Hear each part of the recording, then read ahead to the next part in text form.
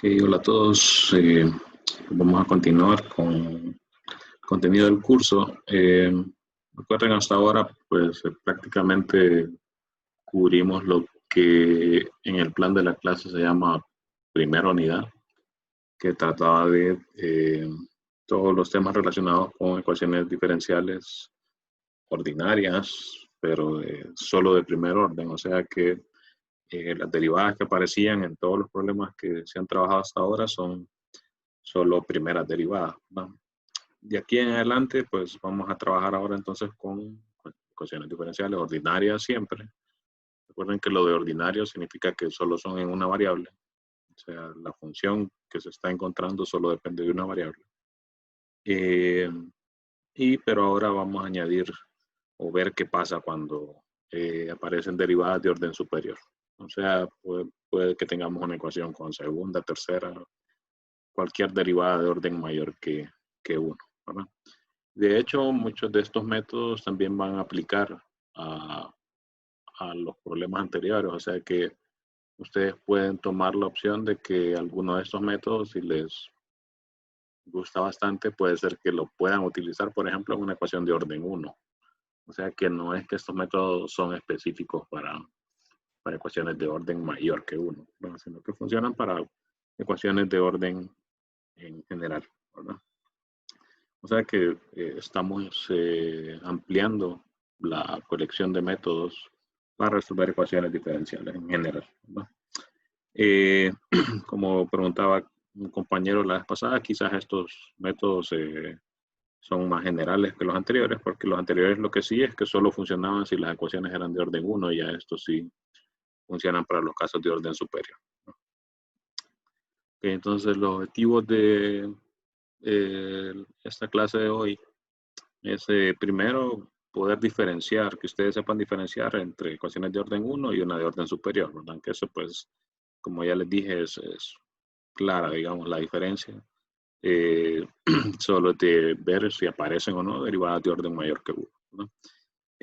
Además, y ahí sí hay que hablar un poco más, entender algunos conceptos teóricos relacionados con ecuaciones de orden superior, no tanto como para entrar a la teoría de ecuaciones diferenciales. Los que estudian la carrera de matemática, pues sí se tienen que interesar un poco más en eso, y de hecho pues, después van a tomar algunas clases teóricas relacionadas con esa parte. Así que si usted estudia matemáticas, les recomiendo que las partes teóricas de los libros siempre las vayan considerando, ¿verdad? Porque más adelante no se van a escapar de eso.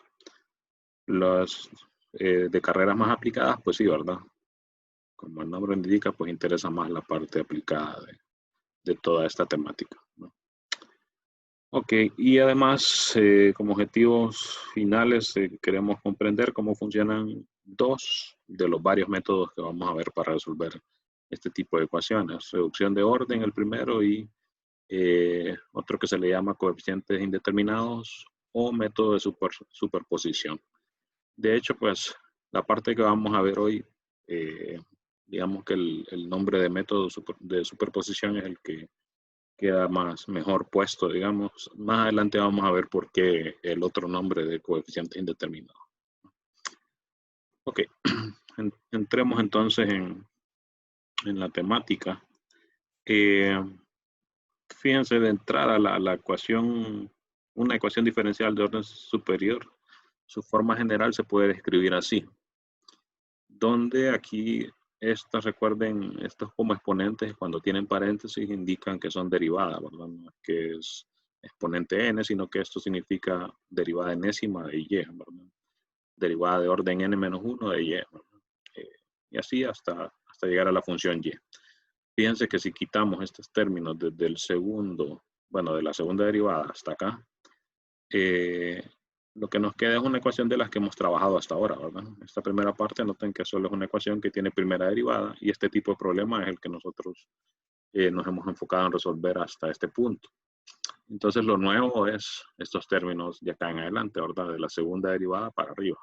Lo que hace, como les decía antes, que la ecuación entonces se le llama ecuación de orden superior, ¿verdad? ¿Qué tanto puede ser este orden? Pues puede ser cualquier entero realmente, ¿verdad? O sea, puede aparecerles una ecuación que tenga una derivada de orden 10, por ejemplo. Ahí vamos a ver que en muchos temas el orden tiene bastante relevancia con respecto a la complejidad que tiene la ecuación, pero hay otros casos donde el orden simplemente lo que hace es que se alargue el problema, no tanto que se vuelva más complejo, ¿no? Pero bueno, ahí vamos a ver conforme vayamos avanzando en cada caso, ¿no? Y en la mayoría de los casos que vamos a trabajar, como les indico en este tercer punto, estos coeficientes a n, a n-1, a 2, a 1, a 0, van a ser constantes en la mayoría de los casos, ¿no? Y pueden ser cualquier número real, ¿verdad? Aunque en la mayoría de los casos también estas constantes van a ser números racionales, o sea, a lo más de fracciones. Pero realmente no habría problema si fuera un irracional, raíz de 2, pi, cualquiera de eso, ¿no? Ahí vamos a ver que resolver una ecuación de este tipo va a tener mucho que ver con resolver una ecuación polinómica, y por eso pues es que se consideran más coeficientes racionales, porque esos son el tipo de ecuaciones que uno normalmente aprende a resolver en clases como álgebra, 110, ¿verdad?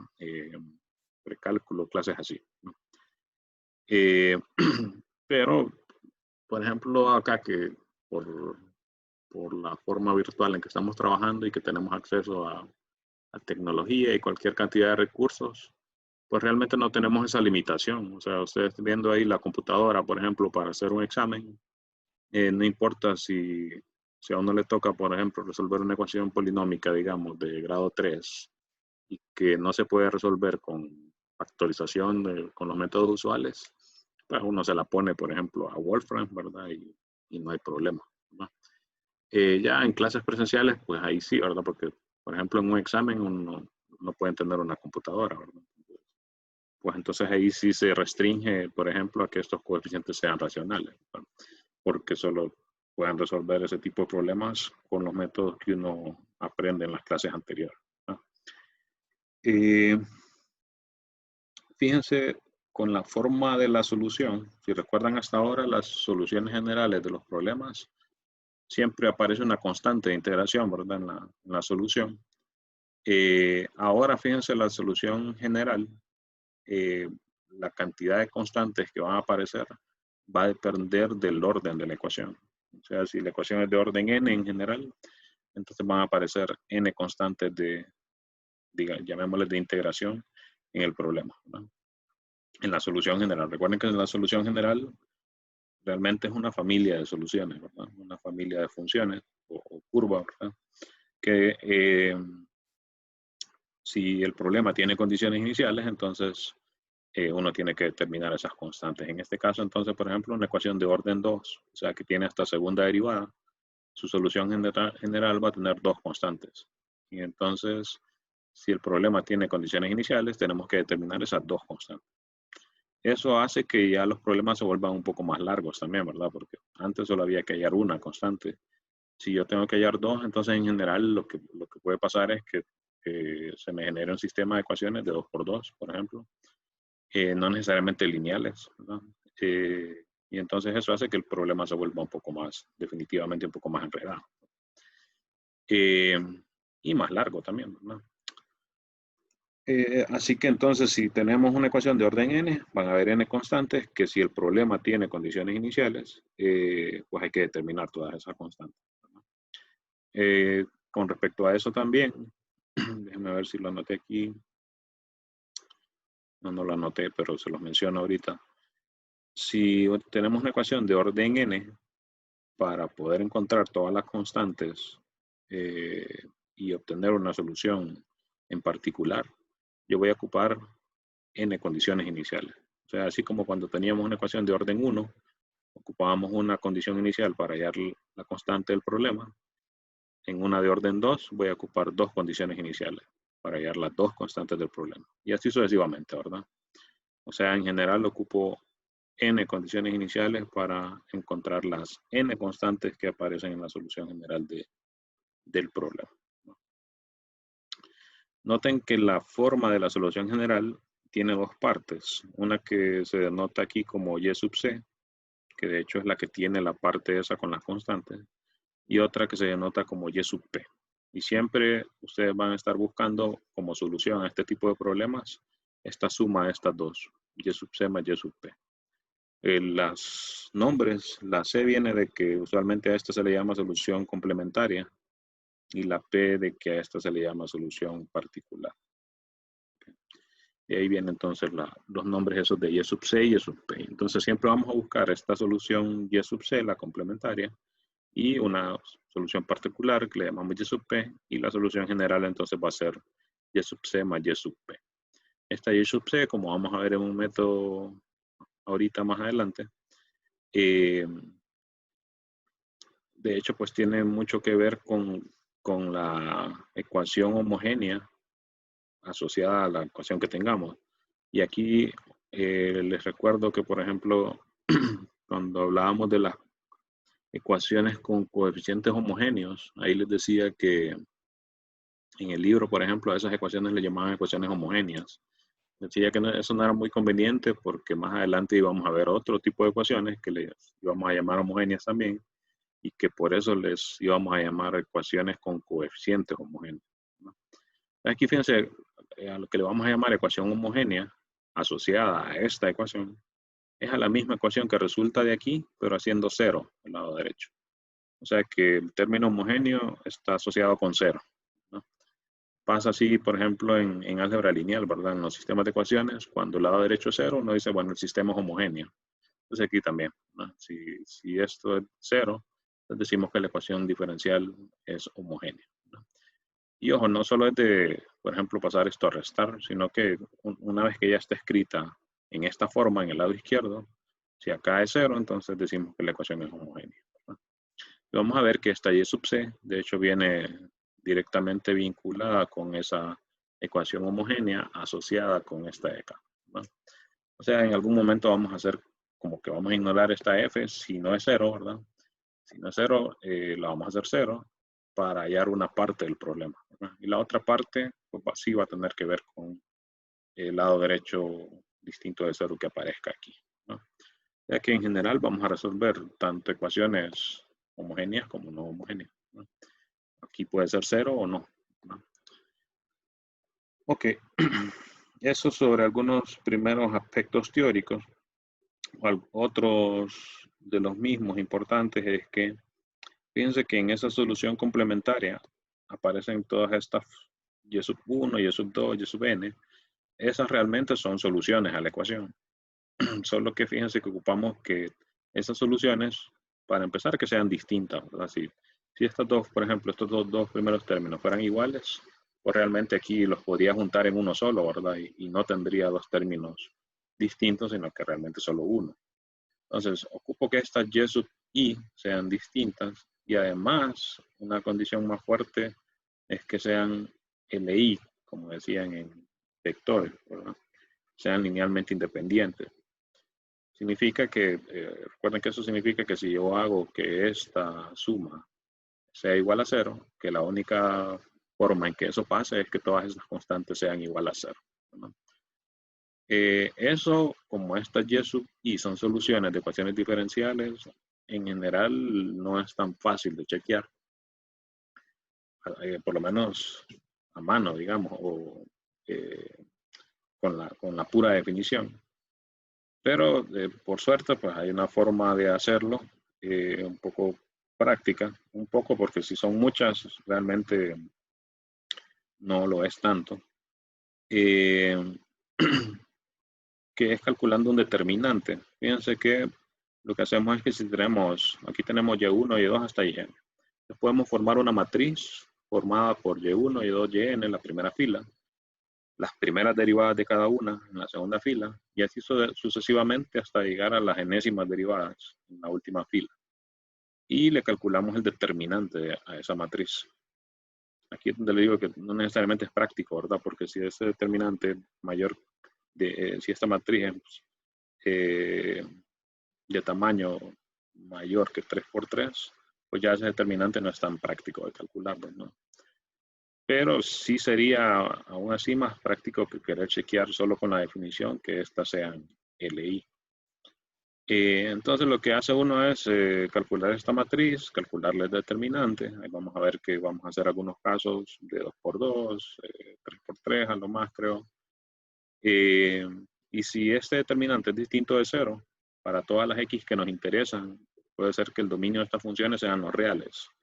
Entonces las x que nos interesan son todas las x reales, ¿verdad? Puede ser que esas funciones tengan dominio restringido, ¿verdad? Como, por ejemplo, que sean raíces cuadradas o de orden par, ¿verdad? Entonces los dominios van a ser solo de 0 en adelante, ¿verdad? Entonces a eso se refiere aquí esto de que solo para las x que estén en el dominio interés, ¿verdad? Entonces cuando este determinante sea distinto de 0, pues estas van a ser linealmente independientes, ¿no? Así que esa es una forma, como les digo, más o menos práctica de verificar que un conjunto de funciones sea linealmente independiente. Y eso se ocupa porque, como les digo, si no fueran LI, significaría que, por ejemplo, si estas dos no son LI, entonces esta la podría escribir como un múltiplo de la otra. Y estos dos términos entonces los podría agrupar. Y no tendría realmente dos términos distintos aquí, sino el mismo realmente, ¿verdad? Con otra constante. Así que eso va a ser importante ahí y en algunos métodos va a ser clave para hacer ciertos cálculos también, ¿no? Entonces hay que tenerlo en mente, ¿no? Lo de esto de calcular este gronskiano, vamos a ver que en un método se llama de variación de parámetros. En ese método vamos a ver que va a ser importante calcular este gronskiano porque va a ser parte de los cálculos que hay que hacer en los pasos del método, ¿no? En los primeros métodos, los que vamos a ver hoy, pues no se ocupa hacer este chequeo. Ok, vamos al primer caso entonces. Por cierto, noten que aquí les puse que esto, por ejemplo, está en la sección 4.2. Estos aspectos teóricos están en la sección 4.1 del libro de SIL, ¿verdad? Entonces, si quieren leer más sobre esa parte teórica, y como les digo, especialmente los que estudian matemáticas, les recomiendo que lean más sobre eso. Está en la sección 4.1. Pero bueno, vamos más a lo práctico acá. En la sección 4.2 pues ya nos muestra un primer método que le llaman reducción de orden. Porque básicamente consiste en tener una ecuación de orden 2 y reducirla a una de orden 1 de cierta forma. Pero no es necesario hacer ese proceso siempre. Realmente todo se reduce a lo siguiente. Vamos a tener una ecuación de orden 2, así como esta que tengo acá, homogénea, fíjense, porque el lado derecho de la ecuación es 0. Ya escrita en esta forma, o sea que la segunda derivada está sola. Bueno, esto es similar a las ecuaciones lineales, por ejemplo, que allá era que la primera derivada tenía que estar sola, ¿verdad? Aquí que la segunda derivada tiene que estar sola, ¿no? Si eso pasa entonces, y tenemos que y sub 1 es una solución, en ese sentido, fíjense que este método es un poco irreal, ¿verdad? Porque es bien raro que yo plantee un problema relacionándolo, por ejemplo, con una aplicación, digamos aquella de enfriamiento o calentamiento, y que uno plantee la ecuación y que ya sepa una solución del problema. Eso es bien raro que pase, ¿verdad? Pero bueno, este primer método siempre se estudia como para ir introduciendo, para ir entendiendo a cómo funciona esto de las ecuaciones de orden superior. Para la práctica no es muy útil porque, como les digo, es bien difícil que uno ya conozca una solución de un problema que está planteando, ¿verdad? Pero bueno, si ya se conoce, entonces yo puedo hallar otra haciendo este cálculo. Y fíjense que hay que hacer dos integrales aquí, una dentro de la otra, ¿verdad? Aparece esa y sub 1, que es la que ya conocemos. Aparece este p, que es este término de acá de la ecuación. Noten que aquí este p es importante chequear, así como en las ecuaciones lineales, que ya esté escrita en esta forma, ¿verdad? La ecuación diferencial. Si no, pues uno puede escoger mal este p, entonces todos estos cálculos aquí van a estar mal. Así que todos los ingredientes ya los vamos a tener, ¿verdad? Y la cuestión es hacer este cálculo, hacer estas dos integrales. Y entonces la solución general, como es una ecuación de orden 2, recordándoles, les decía, ¿verdad? Si es de orden n, iba a tener n términos así, ¿verdad? La solución. Y que esta ecuación, esta función y sub c está asociada con la ecuación homogénea asociada a esto, ¿verdad? En este caso, como tenemos una ecuación homogénea, esta va a ser ya la solución general. No voy a ocupar ese otro término y sub p, que como les decía, va a estar más asociado con cuando esto no sea cero, ¿verdad? Estos primeros métodos que vamos a hacer hoy, de hecho, son ambos para ecuaciones que sí sean homogéneas, ¿no? O sea que no vamos a tomar en cuenta por ahora esta parte de y sub p. Por ahora, ¿verdad? Más adelante sí. Entonces, este método es una cuestión de aplicar esta fórmula prácticamente, ¿verdad? Una vez que la uso, entonces ya tengo y sub 2 y la solución general va a ser una constante por y sub 1, que ya la tengo, más otra constante por y sub 2, ¿verdad? Que la saco de acá. En los problemas le dicen a uno, ¿verdad? Considere tal ecuación diferencial, suponga que ya sabe que esta es una solución, entonces encuentre la solución general del problema, ¿no? Y aquí les muestro cómo son los ejercicios que aparecen en esa sección. Voy a escoger un par de estos para tener ejemplos del mismo, ¿verdad? Fíjense lo que las instrucciones dicen. La función indicada y1, que son todas estas, ¿verdad? Es una solución de la ecuación diferencial dada. Ya se sabe, o sea que no hay que, ni siquiera hay que chequearlo, ¿no? Usa reducción de orden, o la fórmula 5, que de hecho se refiere a esta fórmula, ¿verdad? Para encontrar una segunda solución. Y vamos a escribir ya entonces la solución general, ¿verdad? Ya sabemos que si tenemos entonces esa segunda solución, más la que ya nos dan, la solución general va a ser de esta forma. Y lo vamos a escribir así para ya irnos acostumbrando a eso. Ok, voy a copiar entonces, voy a hacer unos dos de estos, como les digo. Déjenme copiar uno, por ejemplo, qué sé yo, para no empezar con uno tan enredado. Por ejemplo, este 6 y después hacemos uno de los últimos que sí son más enredados. Por ejemplo, este el 6 dice segunda derivada de y menos 25y igual a 0. Y ya me dicen que y1 es igual a e a la 5x. Ok, entonces copié el ejercicio ahí, ¿verdad? Y pues queremos hallar la solución general del problema, ¿no? Ok. Entonces para ello, como les digo, ya sabemos que esta es una solución del problema, no es necesario chequearlo, aunque uno lo puede hacer, ¿verdad? ¿Cómo? Pues aquí tendría que derivar esto dos veces para sustituirlo aquí también, ¿verdad? Lo que vale y al hacer la resta me tiene que dar igual a 0. Entonces debe satisfacer la ecuación. Pero eso no es necesario, ¿verdad? El problema ya nos dice que se sabe que y1 es una solución. Entonces queremos hallar la otra. Entonces para ello utilizamos la fórmula que les mostraba acá, ¿verdad? Entonces la voy a volver a anotar. Y2 es igual a y1 integral de exponencial de menos integral de p entre y1 al cuadrado de x. Ok, y y1. Entonces, fíjense, como la fórmula es algo grande, conviene hacer esto por parte, ¿verdad? Usualmente se hace esta parte primero, ¿verdad? Que noten que esta parte, de hecho, se parece al factor integrante que se calculaba ya en las ecuaciones lineales, ¿verdad?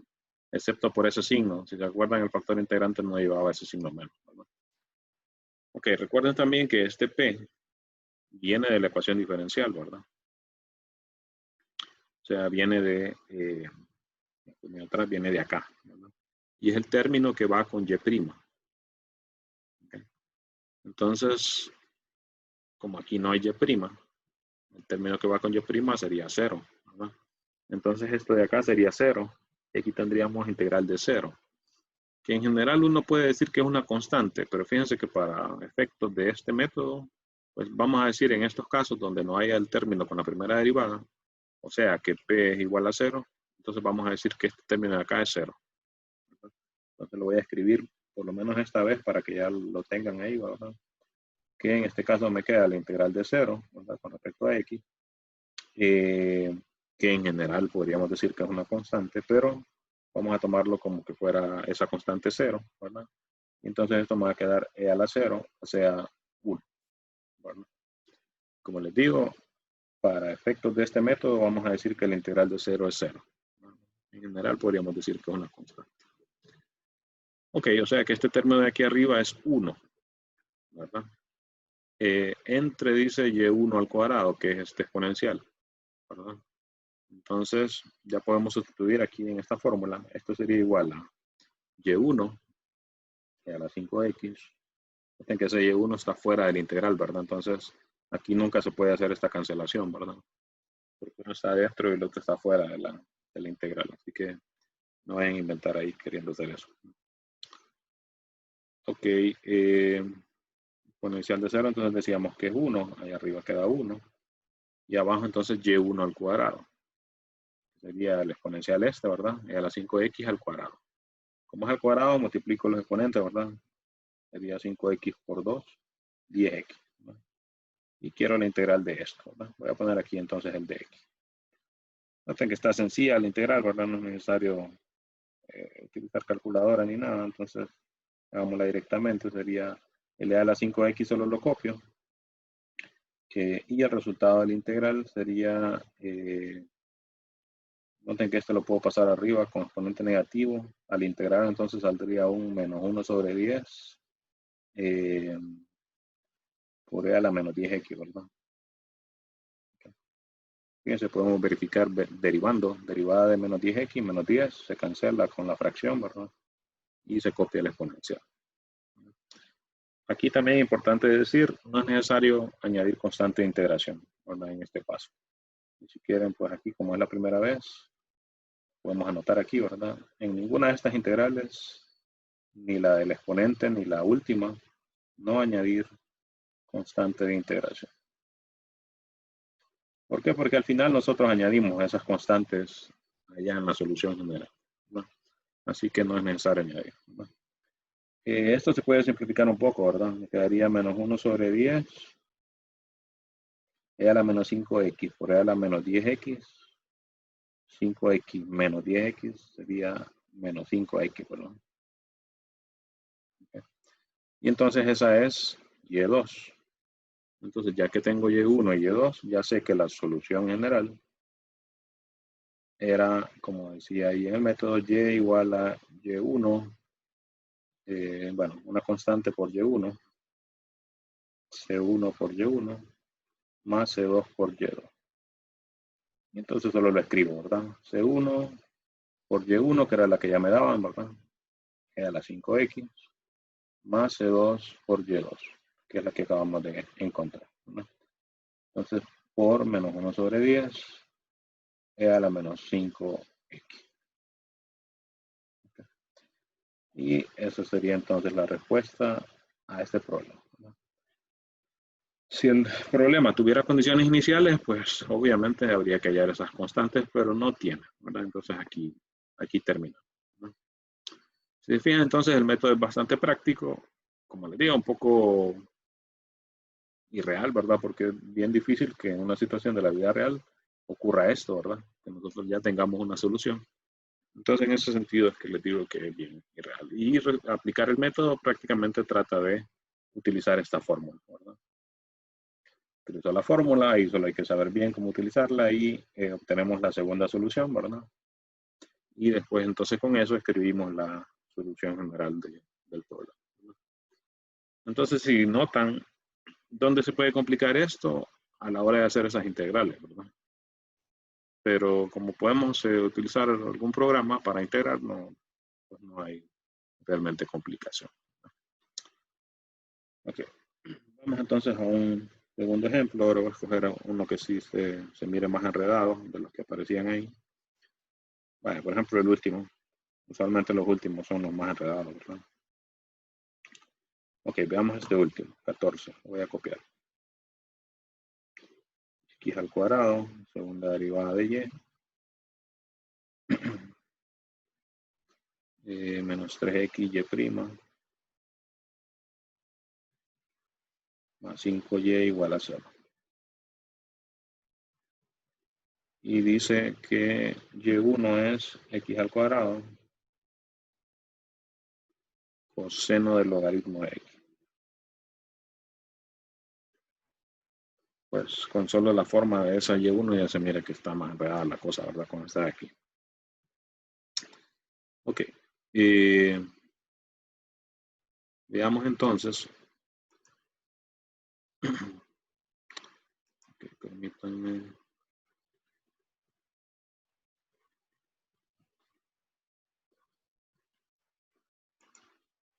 Ok, veamos en este caso.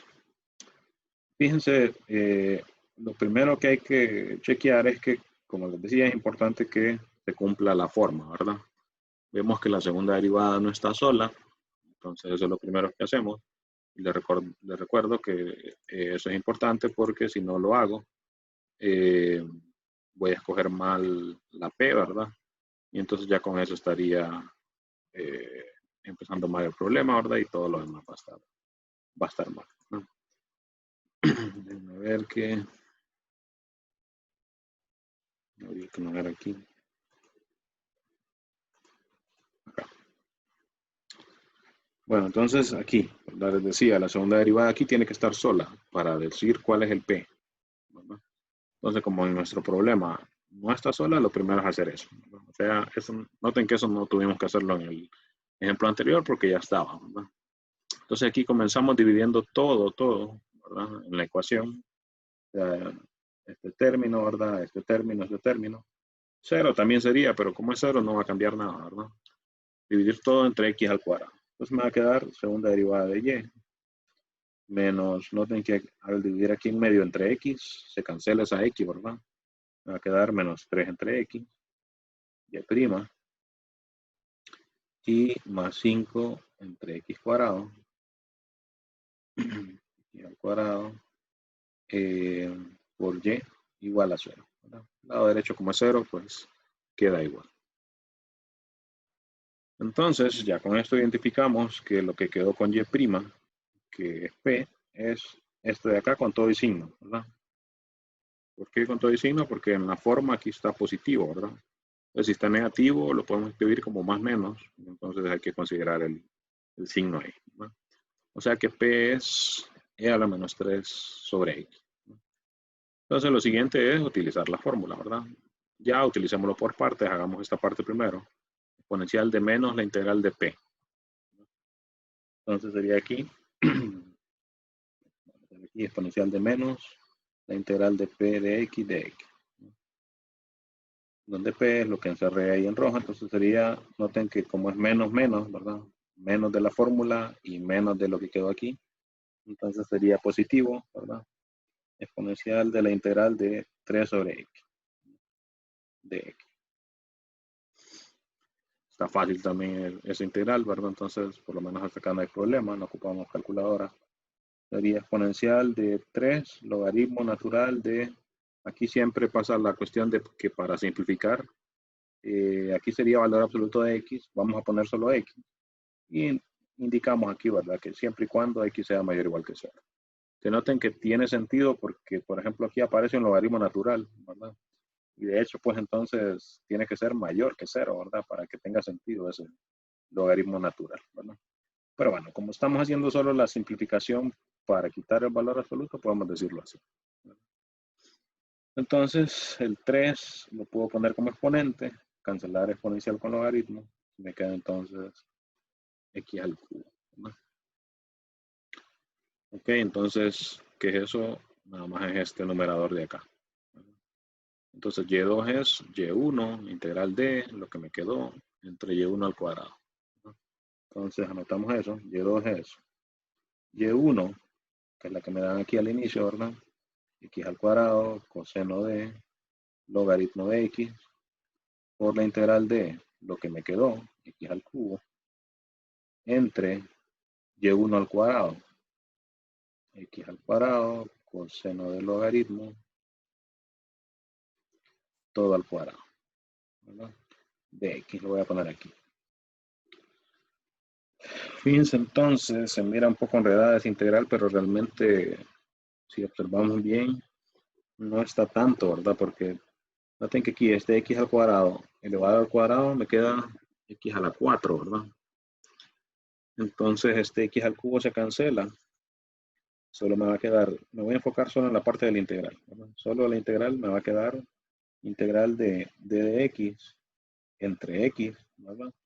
Y este cuadrado también se le aplica al coseno, ¿verdad? Entonces sería coseno al cuadrado del logaritmo de x. Y nada más, ¿verdad? Noten entonces que para hacer esta integral, si hacemos u igual al logaritmo, la derivada está aquí, ¿verdad? 1 sobre x. Entonces nada más me va a quedar la integral de 1 sobre coseno al cuadrado. O sea, la integral de secante, ¿verdad? Perdón, secante, ¿verdad? Que es la integral de secante al cuadrado. A ver, 1 sobre coseno al cuadrado, secante al cuadrado, integral de secante al cuadrado, tangente, ¿verdad? Entonces esto ya voy a poner la respuesta, sería tangente de u, que es logaritmo de x, ¿no? Y como les dije antes, no es necesario añadir aquí constante de integración. Pero eso solo es la integral, ¿verdad? Entonces hay que multiplicarlo por esto de aquí, ¿verdad? Entonces voy a seguir aquí. Y2 entonces sería x al cuadrado, coseno del logaritmo por tangente del logaritmo, que fue lo que quedó la integral. Pero tangente es seno sobre coseno, ¿verdad? O sea que ese coseno se cancela y me queda entonces nada más seno de logaritmo de x. Okay. Y ahí está, ¿verdad? Ese sería y2. Y entonces la solución general sería, solución general, y igual a una constante por y1 más otra constante, llamamos c2 por y2, que era y1, la que ya me daban, ¿verdad? X al cuadrado coseno del logaritmo. Y2 casi lo mismo, solo que con seno, ¿verdad? Lo que nos quedó. Entonces sería c1 x al cuadrado coseno del logaritmo y más c2 x al cuadrado seno del logaritmo, ¿no? Y esta sería entonces la respuesta.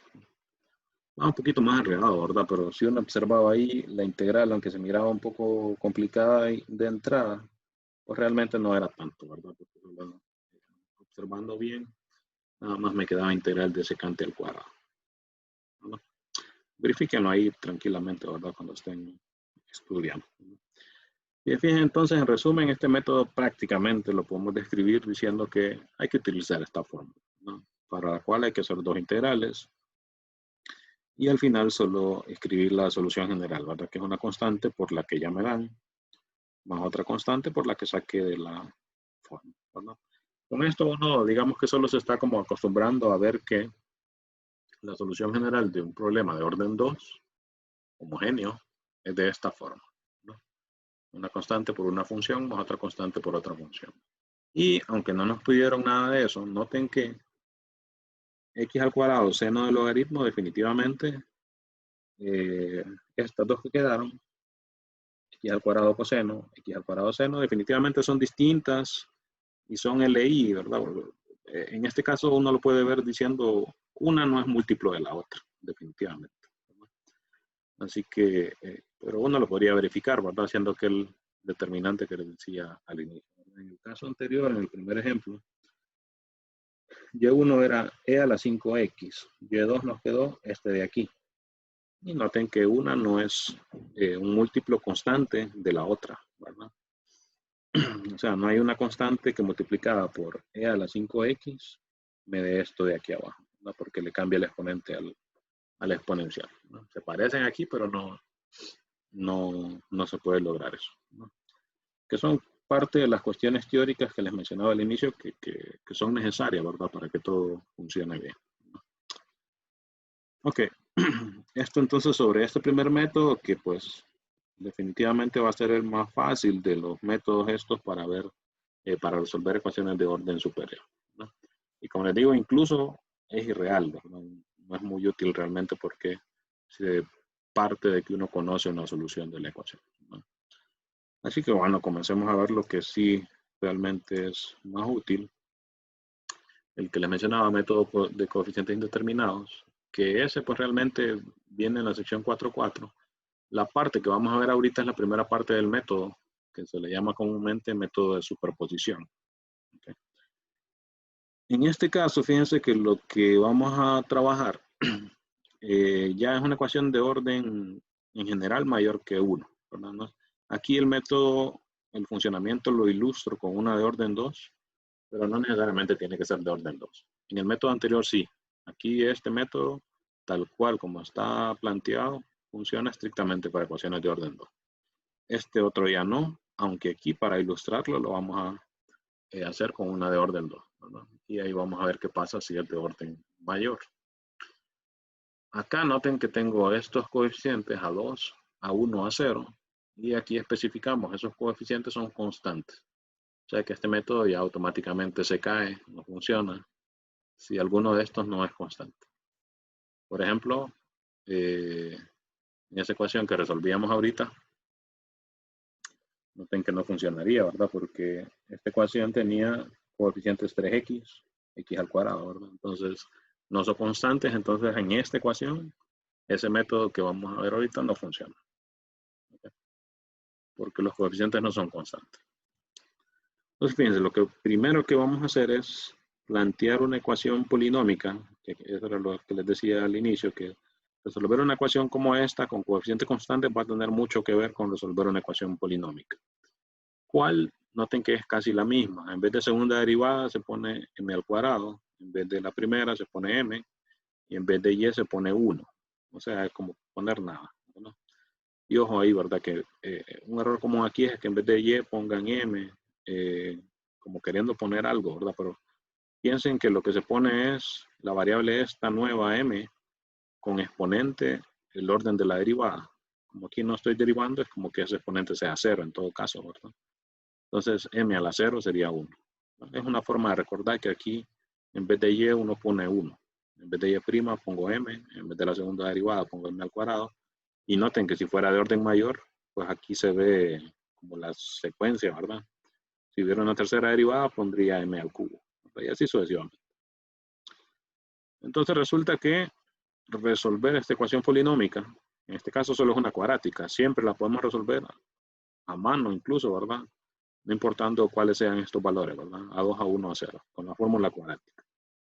Si es de orden mayor, pues no necesariamente la podemos resolver a mano, pero sí con una calculadora, ¿verdad?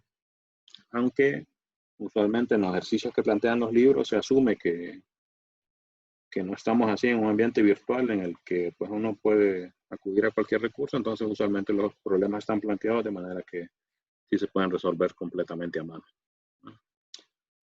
Ok, entonces resolvemos esa ecuación polinómica y la solución general del problema va a depender estrictamente de cómo sean las soluciones de esta ecuación polinómica. Entonces, si hacen un poco de memoria, en este caso de orden 2, que lo resolvemos en general con la fórmula cuadrática, me pueden quedar, por ejemplo, dos soluciones reales, distintas. Me puede quedar una solución real repetida. Por ejemplo, imagínense que este polinomio se factorice como m menos 1 al cuadrado, todo al cuadrado. Entonces, m igual a 1 sería la única solución, pero con multiplicidad 2, decía uno en álgebra, ¿verdad? 110. Y la otra opción es que en la fórmula cuadrática puede que el discriminante, ¿verdad? Lo que está dentro de la raíz me quede negativo. En ese caso, entonces me pueden quedar soluciones imaginarias, ¿verdad? O complejas. Entonces, dependiendo de eso, así va a ser la solución general de este problema. Entonces, se ilustran esos tres casos, ¿verdad? El primer caso, que las soluciones de la ecuación sean reales pero distintas. Por ejemplo, 1 y 2. Entonces, la solución general va a ser, noten, ya está como una plantilla, ¿verdad? Es solo ir a poner los valores. Una constante exponencial, la primera solución por x. Otra constante exponencial, la otra solución por x, ¿no? O sea que el problema aquí realmente es resolver esta ecuación. Una vez que ya tengo las soluciones, solo las pongo, ¿no? Segundo caso, que las soluciones sean reales, pero repetidas, como el ejemplo que les daba, ¿verdad?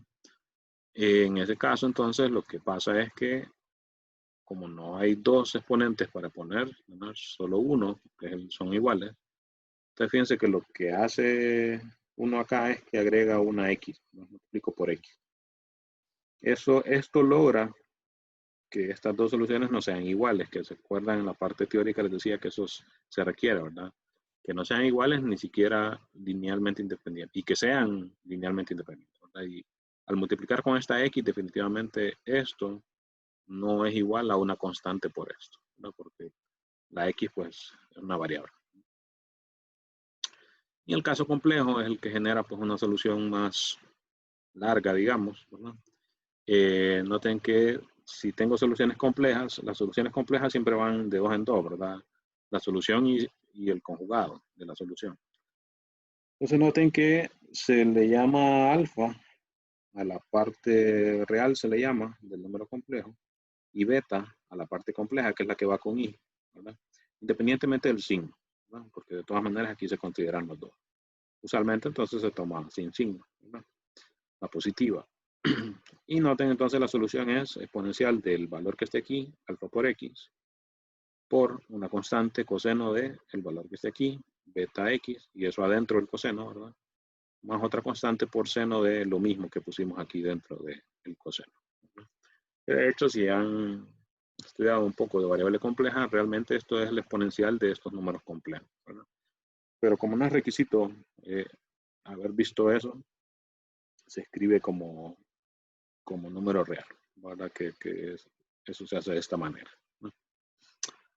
Ok, entonces fíjense que si resumimos esto, prácticamente nos está diciendo que si yo quiero resolver una ecuación como esta, lo que tengo que hacer es resolver este polinomio, hallar su raíz. Una vez que las tengo, solo me voy a esta tablita y digo, bueno, si es este caso, va a ser así la solución general. Si es este caso, va a ser así. Si es este caso, va a ser así. Y no hay más casos, ¿verdad? Cualquier ecuación polinómica, independientemente de que sea de orden 2 o más, va a tener como soluciones alguno de estos tres o combinados, ¿verdad? Puede ser que haya un polinomio que tenga dos reales distintas y dos complejas, por ejemplo. Eso puede pasar, ¿no? Entonces ahí vamos a ver qué pasa cuando se combinan los casos. Realmente es una cuestión de sumar, ¿verdad? Si pasara que en una ecuación se cumpliera el caso 1 y el caso 3, entonces la solución general va a ser esto más esto. Lo único es que hay que cambiarle los nombres a las constantes, ¿verdad? Aquí ya llevo C1, C2, entonces aquí voy a ponerle C3, por ejemplo, C3 y C4 acá.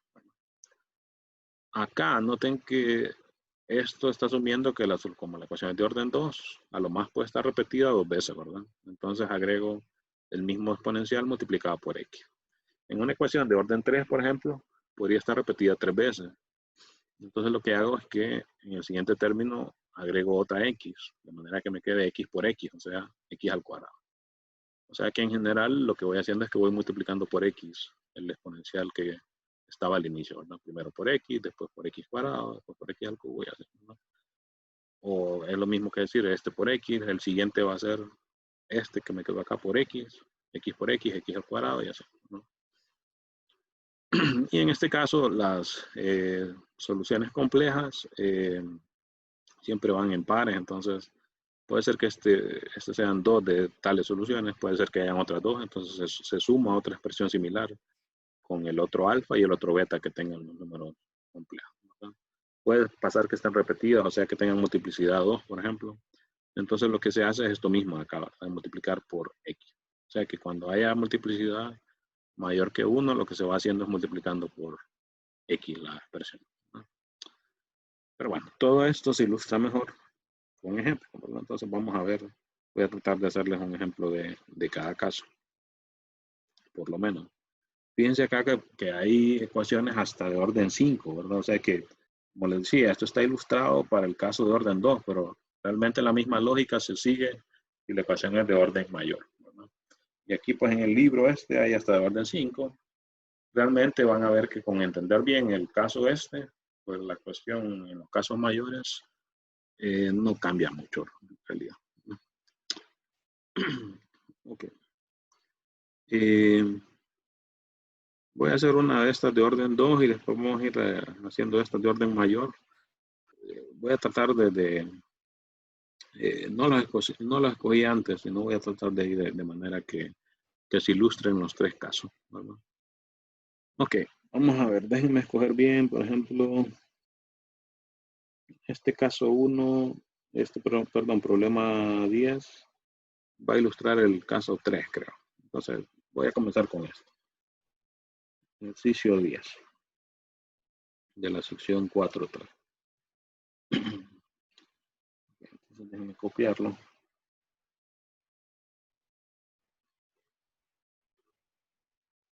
Okay. 4.3. Número 10 dice 3, segunda derivada, más y igual a 0. Está simple la ecuación, ¿verdad? Noten que todas estas ecuaciones cumplen el requisito de que los coeficientes que acompañan a las derivadas y a y solo son números, ¿verdad? Son constantes, ¿no? Y ninguno pasa otra cosa, porque si no, pues no aplica el método, ¿verdad?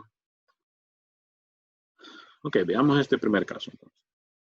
Lo primero que decía el método es, escriba la ecuación auxiliar, que era cambiar segunda derivada por m al cuadrado, las constantes solo se van copiando, y la y la cambiamos con m a la 0, o sea, con 1, ¿verdad? Y como el coeficiente aquí también es 1, entonces solo me queda 1 acá, ¿verdad? Igual a 0. Noten que si resolvemos esta cuadrática, que aquí se puede hacer simplemente despejando, me queda m al cuadrado igual a, este 1 lo paso a restar, ¿verdad? Y el 3 a dividir. Entonces me queda menos 1/3, ¿verdad? Luego entonces tomo raíz cuadrada, me queda más o menos raíz de menos 1/3. Ya escribiéndolo como número complejo, sería más o menos raíz de 1/3 por i, ¿verdad? Acuérdense que aquí lo que se hacía es que las raíces negativas son las que generan estos números complejos, ¿verdad? Y entonces las raíces negativas se ponen como raíces positivas, pero se multiplican por i, ¿verdad? Recuerden que i representa raíz de menos 1, ¿verdad? Ok, entonces tenemos el caso 3 que les decía, ¿verdad? Y aquí noten que en el caso 3 decía que hayan soluciones complejas de la forma alfa más o menos beta por i. Pero en este caso solo me quedó un número por i. O sea que esto lo puedo como para verlo así como está en la forma, como 0 más o menos raíz de 1/3 por i. Es para que se parezca realmente a lo que teníamos ahí, ¿verdad? Entonces, ¿qué significa? Que este alfa va a ser 0 y que este beta va a ser raíz de 1/3. ¿Okay? Entonces me voy directamente a esto, ¿verdad? Entonces la solución general va a ser y igual a exponencial de, se la muestro, alfa por x, pero dijimos aquí alfa va a ser 0, ¿verdad? Este de acá. Lo voy a poner, es la primera vez, ¿verdad? 0 por x va a ser 0, ¿verdad? Pero para que se vea ahí, ¿verdad? Luego sería C1 coseno de beta x, C1 coseno de beta, que dijimos que es raíz de 1/3, por x, ¿verdad? Beta por x. Y más C2, seno de lo mismo, ¿no?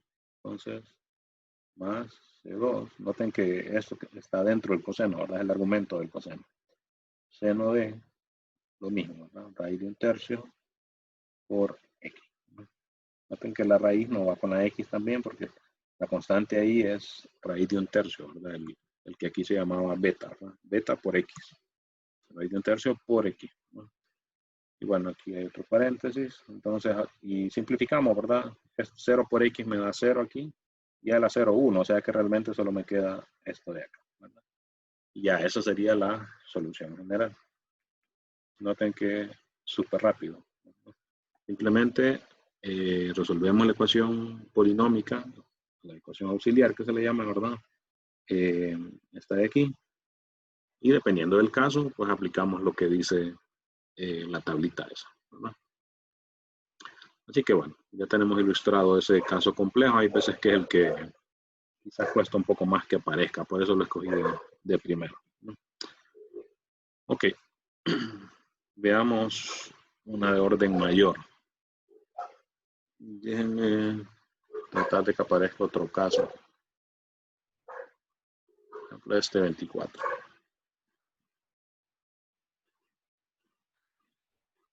Déjenme lo copio. Cuarta derivada. 2 por segunda derivada. Más y igual a 0.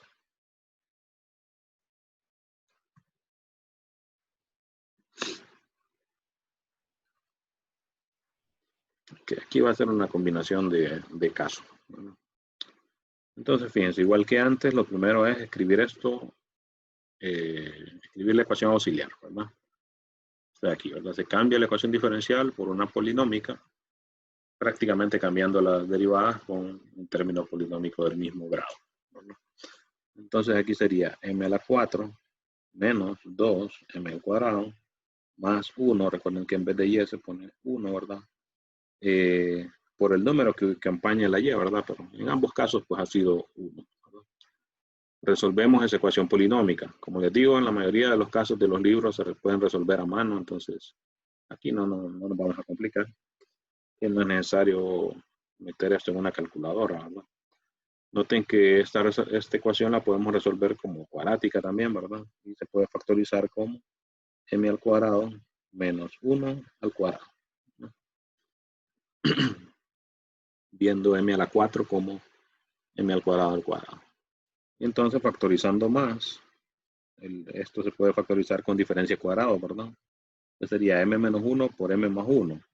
Y como está el cuadrado aquí, le voy a poner el cuadrado a cada uno, ¿verdad?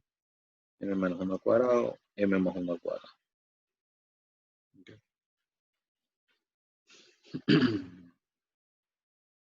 Ok, entonces, ¿qué queda? Bueno, ya no se puede factorizar más, solo me quedan dos soluciones. M igual a 1, repetida dos veces. M igual a menos 1, repetida dos veces. Que era lo que le decía que se le llama multiplicidad, ¿verdad? Allá en 110. Entonces, ¿qué significa? Que, por cierto, aquí antes de seguir, siempre tengan en mente que, por ejemplo, como esta ecuación es de orden 4, la solución general tiene que tener 4 términos, ¿no? Mostrándoles ahí en la presentación, en general es así, ¿verdad? Esto de acá. Una constante por y1, otra constante por y2, más, y lo último, una constante por yn, donde este n es el mismo orden de la ecuación. Entonces, en este caso, tenemos una orden 4, tenemos que tener 4 términos, ¿verdad? Constantes C1, C2, C3, C4.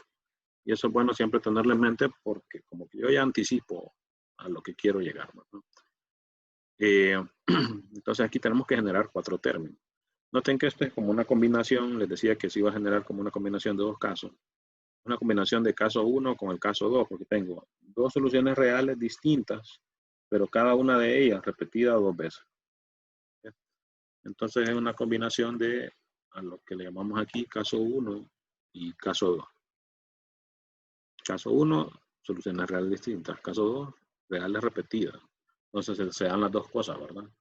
Dos distintas, pero cada una de ellas repetida. Entonces, fíjense, lo que hacemos es que la solución general va a ser, para este M1, M igual a 1. Entonces sería una constante exponencial de 1 por X. Estoy aplicando esto de aquí, ¿verdad? Una constante exponencial de el valor que me quedó por X, ¿verdad? Esta M1 y M2 representan las soluciones de la ecuación que tengo, ¿verdad? Soluciones reales distintas, se le llamó aquí M1, M2. Entonces sería M1 aquí sería 1 por X. Lo voy a poner como es la primera vez para que se vea, ¿verdad? 1 por X es X. Pongámoslo. Entonces, aquí fíjense que el orden con que apliquemos la cuestión de los casos no importa, ¿no? Fíjense, voy a aplicarlo en el siguiente orden. Decir, bueno, pero esta M1, M igual a 1, está repetida dos veces. Entonces, según el caso 2, agrego otro término igual, pero multiplicado por X. Ok. Entonces copio C2, lo multiplico por X y el exponencial. Y aquí ya no lo voy a escribir como 1 por X, ¿no? Queda X. Entonces ahora ya tengo todo para esta primera solución, ahora voy con la otra. Entonces noten, ya tengo constante C1, C2, entonces sigo ahí, ¿verdad? La sucesión. Ahora C3. Entonces para esta otra, que es distinta de la primera, entonces según el caso 1, como es distinta, agrego otro término exponencial, pero ahí en el exponencial pongo el otro valor. Entonces sería el exponencial de menos 1 por X. Menos 1 por X, ¿no? Menos X, ¿no? Pero otra vez, como este menos 1 está repetido 2 veces, también tengo que aplicarle el caso 2. Agrego el término mismo, ¿verdad? Pero multiplicado por x, ¿verdad? Y por otra constante, ¿no? Entonces más otra constante de 4x y a la menos x, ¿no? Y como les digo, la cuestión del orden al final no importa, porque si hubiéramos dicho primero, bueno, tengo dos soluciones reales distintas, entonces, ¿qué hubiéramos generado? Hubiéramos generado este término de acá y este término de acá. ¿Okay? Una constante exponencial del primer valor, otra constante exponencial del segundo valor. Pero como están repetidas 2 veces cada una de ellas, entonces agrego otros términos por lo del caso 2, ¿verdad? Como está repetida 2 veces, agarro cada una de ellas y las multiplico por x, ¿verdad? Y lo único que me hubiera cambiado era el orden en que iban a aparecer estos términos, ¿verdad? Así que todos estos casos se pueden combinar y no importa realmente cómo se escoja ahí. ¿Será que tengo que aplicar el caso 1 primero que el caso 2? No, no necesariamente. Al final va a lo mismo. Y lo mismo con el otro caso también. O sea, esa parte por lo menos no es importante. Y aquí pues ya, esta sería la solución de esta ecuación. Noten que quedaron los 4 términos, ¿verdad? 1, 2, 3, 4. ¿verdad? Ecuaciones de orden 4, entonces sí, aseguramos que estamos bien, ¿verdad? Porque la solución general quedó con 4 términos. ¿no? Y ya está. ¿no? Si se fijan, entonces, como les decía, es bastante práctico. Realmente el trabajo es resolver la ecuación, ¿verdad? Y claro, como estos son los primeros ejemplos, pues al inicio uno tiene que acostumbrarse de la cuestión esta de aplicar los casos, ¿verdad? Pero una vez que uno ya está acostumbrado, no hay problema realmente. Esto, de hecho, que estamos haciendo ahorita es la base para lo que vamos a hacer después. Lo que va a pasar después es que de repente aquí, en vez de 0, va a ser, por decirles algo, seno de x. Entonces ahí van a ver que lo primero que les voy a decir es, bueno, primero resolvamos la ecuación homogénea asociada, que es esto que estamos haciendo aquí. O sea que este solo es el primer paso para resolver una ecuación no homogénea, o sea, donde esto de acá no sea 0, ¿verdad? Por decirles algo. Y por eso, pues esto realmente no es tan complicado, porque solo es el primer paso de lo que vamos a hacer más adelante. Ok, bueno, entonces ya ilustramos realmente los tres casos, ¿verdad? En el ejercicio anterior se ilustró el caso 3, ¿verdad? De las soluciones complejas, y aquí se combinaron los casos 1 y 2. ¿verdad? Pero bueno, hagamos uno más para terminar. Noten que aquí hay hasta grado 5. Podríamos hacer uno de estos de repente. Noten que también aquí hay unos con condiciones iniciales. Recuerden que lo de las condiciones iniciales, creo que conviene más hacer uno de estos que ir a hacer uno de estos de grado mayor. Al final, como les digo, lo que dificulta el hecho de que el grado sea mayor es que el polinomio resultante puede ser que sea un poco más complicado de factorizar. Pero si no lo puedo factorizar, si no veo la factorización, porque como les decía, realmente estos problemas del libro están diseñados de manera que las ecuaciones que se generen de acá van a ser ecuaciones que sí se pueden factorizar con las técnicas usuales de factorización. Claro, puede ser que uno no la vea, ¿verdad? No recuerde de repente alguna técnica, entonces lo que haría es, si no recuerdo, pues escribo la ecuación polinómica en Wolfram, por ejemplo, o cualquier otro programa que resuelva ecuaciones. Ok, vamos entonces, voy a hacer uno con condiciones iniciales para tener algo distinto. Por ejemplo, este 30. Okay. Entonces me queda, bueno, copiando, segunda derivada.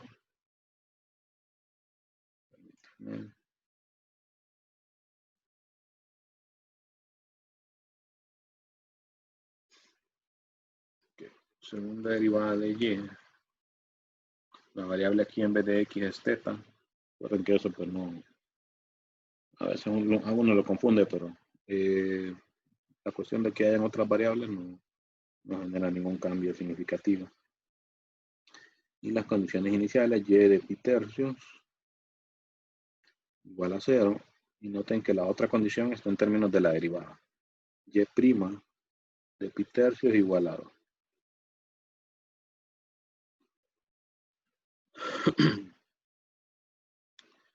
Ok, déjenme verificar que lo copié bien. Sí.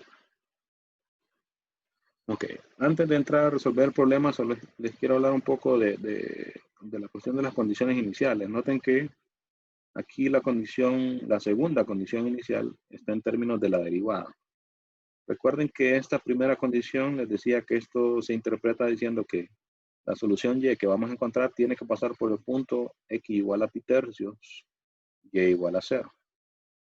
Entonces, de toda la familia de soluciones, que pueden ser un montón de curvas, ¿verdad? Estamos escogiendo la que pasa estrictamente por este punto. ¿Qué significa o cómo se interpreta esta otra condición? Bueno, ahí ya es en términos de la derivada. Entonces, lo que decimos es, bueno, puede ser que hayan varias soluciones que pasen por este punto. Entonces, nos enfocamos ya en ese punto, ¿verdad? Entonces, resulta que, por cómo funcionan los problemas estos de ecuaciones de este tipo, puede ser que haya otra que pase por ahí, que hayan más realmente. Entonces recuerden que la derivada en un punto lo que representa es la pendiente de la recta tangente en ese punto. Y aquí lo que nos está diciendo esto es que ocupamos también que esa solución y tenga pendiente igual a 2 en pi tercio. Entonces lo que vamos a encontrar es la solución que la recta tangente en ese punto tenga pendiente igual a 2. ¿Verdad? Y de todas esas, pues vamos a escoger la que tiene esa pendiente. La teoría aquí asegura que siempre y cuando se den ciertas condiciones de continuidad, en la mayoría de estos problemas, como los ejercicios también bien planteados en el libro, ¿verdad? Están bien revisados, de tal manera que si se cumplan esas condiciones, con este tipo de condiciones iniciales se van a encontrar, se va a hallar una única solución que satisface esas dos condiciones, ¿verdad? Tanto la condición de que pase por el punto como la condición de que tenga una tangente con pendiente m igual a 2. Entonces, eso es bueno saberlo, ¿verdad? Ya que es la primera vez que estamos resolviendo un problema de esto, ¿verdad? Que tenga una condición inicial de este tipo con la derivada. Recuerden que, por ejemplo, les dije que si la ecuación es de orden 3, pues se van a ocupar hasta 3 condiciones. Entonces puede ser que me aparezca una condición, por ejemplo, algo así. Que la segunda derivada sea tanto.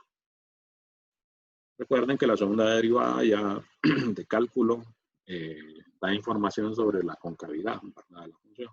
Y entonces esto ya va más enfocado a eso, ¿no? En términos de la concavidad. Ya interpretar, por ejemplo, terceras derivadas o más, ya no es tan simple, ¿verdad? Usualmente uno puede interpretar las que uno más trabaja en cálculo, ¿verdad? Que son primera y segunda derivada. Primera derivada se interpreta como una pendiente y la segunda como la concavidad, ¿no? de la función. Ok. Y bueno, ahora vamos sí, entonces a resolver el problema. Lo primero entonces plantear la ecuación auxiliar. Entonces tengo segunda derivada de y más y igual a 0. O sea que la ecuación auxiliar, el polinomio ese, ¿verdad? Sería m al cuadrado más 1, ¿verdad? Igual a 0. Y es como que hay un 1, aquí también es como que hay un 1, ¿verdad? Entonces, la segunda derivada la pongo como m al cuadrado y la y como 1, ¿verdad? Entonces, las soluciones aquí serían, el 1 lo pasamos a restar, tomamos raíz cuadrada, entonces sería m igual a más o menos raíz de menos 1. O sea, más o menos raíz, más o menos hiper. Recuerden que esa ahí representa precisamente raíz de menos 1. O sea que este es el caso 3, ¿verdad? Recuerden que este lo podemos escribir así como 0, más o menos i. Solo para identificar bien, ¿verdad? Que en el caso 3 aquí decía, atrás acá, alfa más o menos beta por i. En este ejemplo entonces alfa también sería 0, ¿verdad? 0 más o menos, y lo que acompaña a la i sería, podemos poner un 1 aquí, ¿verdad?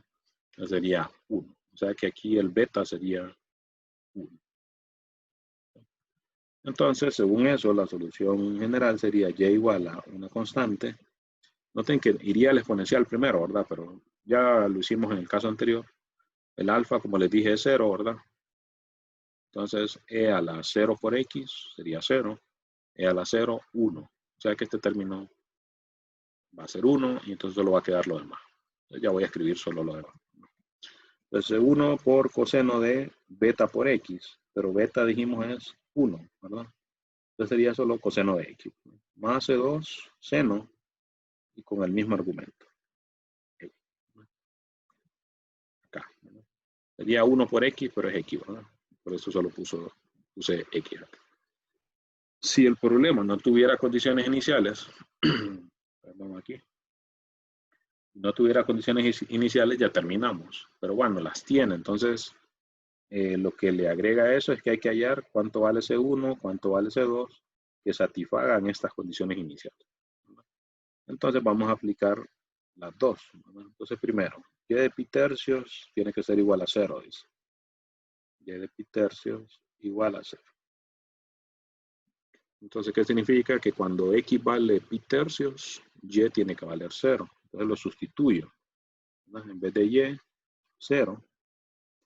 Y en vez de las x, pi tercios, ¿verdad? Entonces sería coseno de pi tercios aquí. ¿Cuánto era coseno de pi tercios? Medio. Bueno, voy a verificarlo mejor. Medio o raíz de 3 sobre 2, ¿verdad? Coseno de pi tercios. Medio. Aquí quedaría, a ver acá, sería entonces C1 por un medio. Voy a ponerle un medio primero. Un medio segundo.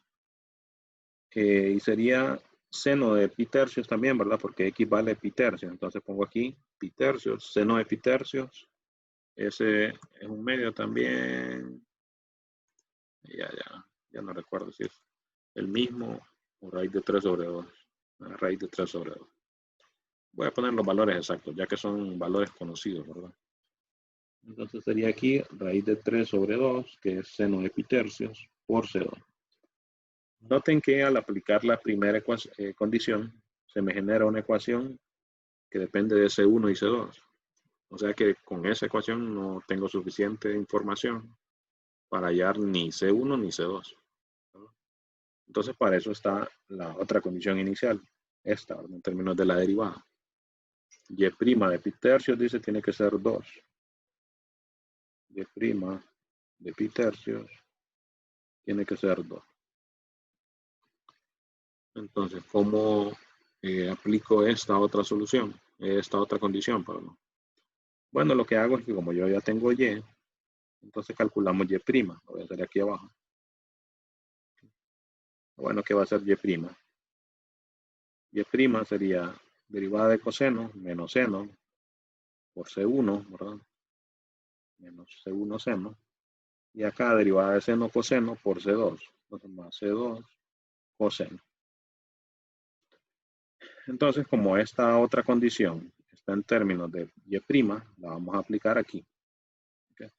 Que vamos a sustituir en vez de x, pi tercios, y en vez de y', 2. Entonces me quedaría 2 igual a menos C1 seno de pi tercios. Ya vimos que era raíz de 3 sobre 2. Entonces sería menos raíz de 3 sobre 2 C1. Y acá, coseno de pi tercios, ya dijimos que era un medio. Entonces por C2. ¿no? Más un medio C2.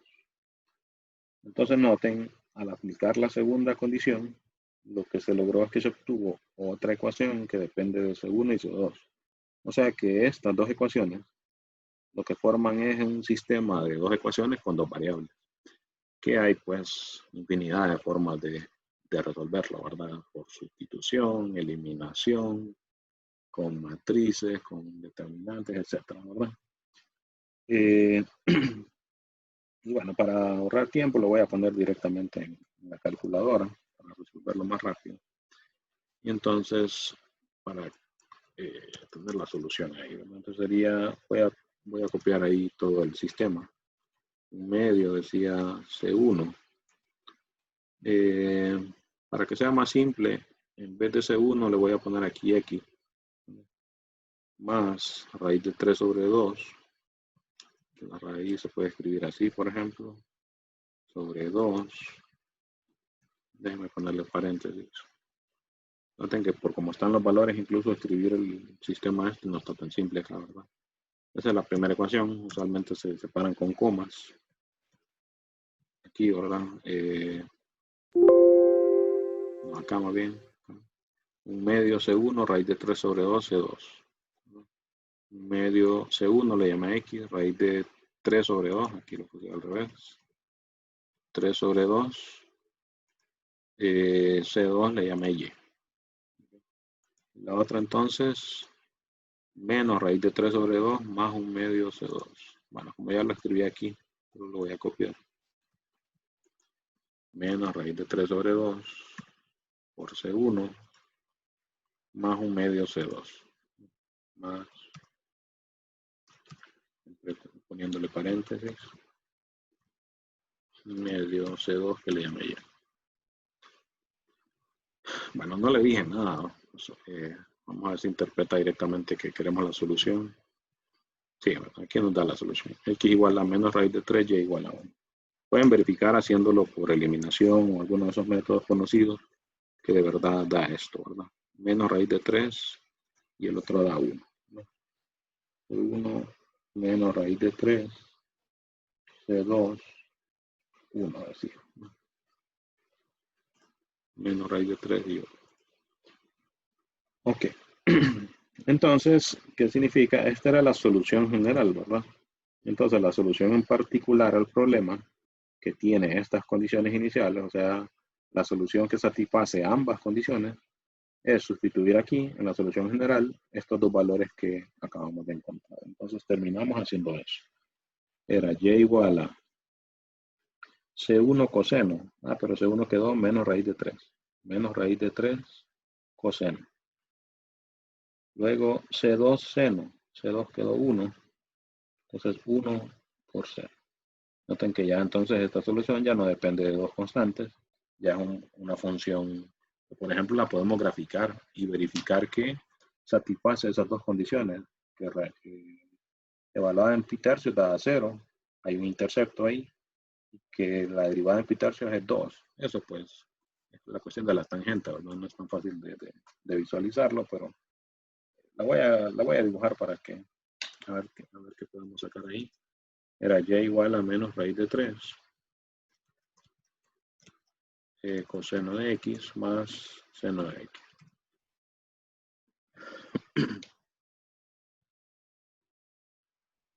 Esto es opcional, ¿verdad? Solo les quiero mostrar ahí cómo se interpretan las cosas. Menos raíz de 3 coseno más seno, ¿verdad? Menos raíz de 3 coseno más seno. Fíjense en la gráfica aquí está pi, ¿verdad? En pi tercios dice la primera condición. En pi tercios debe ser 0. Ok, entonces eso sería este intercepto de aquí, ¿verdad? Cuando X vale pi tercios, Y vale 0. Y en ese punto, Y', o sea, siempre en pi tercios, la pendiente de la tangente debe ser 2. Como les digo, ya eso no es tan fácil de aproximar, ¿verdad? Pero si uno grafica, por ejemplo, la recta 2x, y igual a 2x, va a ver que tiene misma pendiente que está más o menos, que aquí se ve más o menos recto eso, ¿verdad? Pero recuerden que es curvo ahí. Pero se ve más o menos que por lo menos es positiva, ¿verdad? Y que es más grande que 1. O sea que gráficamente uno puede observar lo que está haciendo, ¿verdad? La recta pasa, la curva de esa solución pasa por pi tercios, 0. Bueno, sí, pasa por pi tercios, 0. Y tiene pendiente 2, su recta tangente en ese punto, ¿verdad? Eso, como les digo, no se ve tan directo aquí. Pero déjenme ver a ver si puedo hacer la gráfica aquí a la par. Y igual a 2x, como para que se vean las dos, ¿verdad? Y que tienen la misma como inclinación. A ver si hace las dos en el mismo. Sí, ¿verdad? Entonces, lo único aquí ya cambió la escala. Pi 3 punto algo, ¿verdad? Pi tercios por acá. Entonces, fíjense que por acá la inclinación es más o menos igual a esta de aquí, por acá. Ok. Entonces, en resumen, notamos que este otro tema, pues, en este caso, este ejercicio se hizo un poquito más largo porque tenía condiciones iniciales. Eso siempre alarga un poco los problemas. excepto en un método que vamos a ver al final, pero notamos que el método realmente es bastante simple, ¿verdad? Se trata de resolver la ecuación polinómica, identificar cuál de los tres casos es. Dependiendo de ese caso, pues utilizamos lo que decían ahí las tres opciones, ¿no? Eh, Independientemente de qué tan grande sea el orden de la ecuación, pues lo que pasa es que se combinan estos casos, ¿verdad? Los tres casos y se van sumando todos los términos, ¿no? Recuerden también que si la ecuación es de orden 5, pues me tienen que aparecer 5 términos aquí, ¿verdad? Y ese tipo de cosas le ayudan a uno como para anticipar a qué es lo que quiero llegar. Si el problema tiene condiciones iniciales, como esto, ¿verdad? Pues se vuelve un poquito más largo porque hay que encontrar los valores de esas constantes. Y noten que, por ejemplo, si imagínense que fuera un problema de orden 5, tendría que tener 5 condiciones iniciales y habría que resolver entonces en general un sistema de 5 por 5 equivalente al que resolvimos aquí, que era de 2 por 2. Resolver un sistema de 5 por 5, pues sí se puede hacer a mano, ¿verdad? Pero es un montón de trabajo. Entonces, para casos así, no sé si aparecen ejercicios así en las guías o en los libros. Creo que no, pero no tiene tanto sentido irse a un problema así con tantos valores. Pero bueno, si pasara, entonces uno simplemente se aprovecha de los programas, ¿verdad? Solo escribo las 5 ecuaciones aquí y me va a dar las soluciones, ¿verdad? Ok, nos quedamos entonces por acá. Con esta parte se concluye, con estos temas se concluye lo que según la programación de la clase se evalúa en el primer examen, ¿verdad?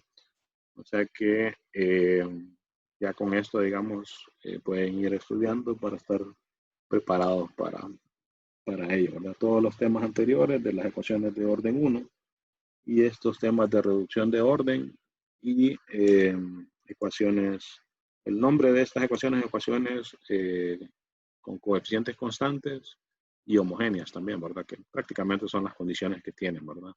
Los coeficientes son constantes y son homogéneas. El lado derecho de la ecuación es igual a 0. El método, como les digo, se le dice coeficientes indeterminados, aunque ese nombre ya lo vamos a ver por qué en la sección 4.4. Esto que hicimos ahorita es en la sección 4.3, donde ahí más que todo se le dice método de superposición. Y la cuestión del nombre ese de superponer viene del hecho de que, por ejemplo, yo puedo combinar estos métodos, como les dije, y poner la solución esta a la par de la otra si se combinan los casos, ¿verdad? Y eso es lo que le da el nombre de superposición, ¿no? Bueno, nos quedamos entonces por aquí, pendientes ahí siempre del campo y el correo, ¿verdad?